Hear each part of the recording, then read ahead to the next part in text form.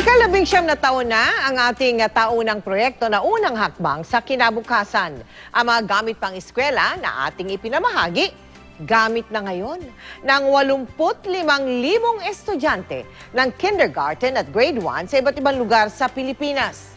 Kaya sa lahat po ng nakiisa sa project na ito, maraming salamat po.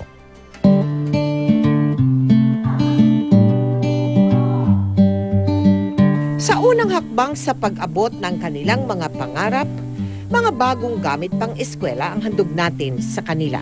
Mula noong Abril, dinayon natin ang iba't ibang lugar sa Pilipinas para sa ating taunang proyektong unang hakbang sa kinabukasan.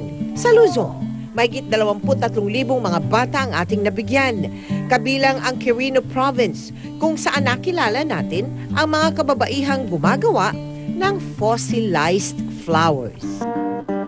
Pinuntahan din natin ang Palawan, kung saan natikman natin ang kanilang kakaibang putahe na tamilok.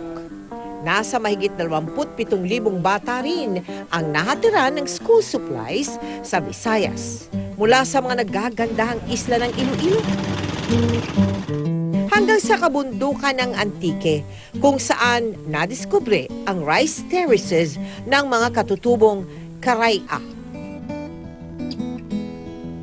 Sa Compostela Valley naman, nakilala natin ang batang si Francis na pangarap sumunod sa yapak ng ating pambansang kamao. Para magkatagdungog sa atong nasod.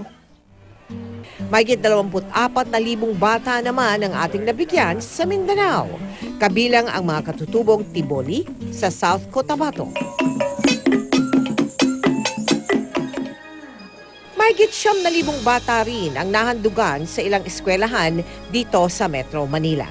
Sa kabuuan, 85,000 na mga kindergarten at grade 1 ang ating nabigyan ng mga gamit pang eskwela sa buong Pilipinas.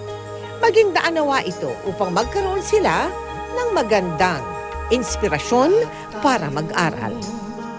Ay may dalang pag-asa.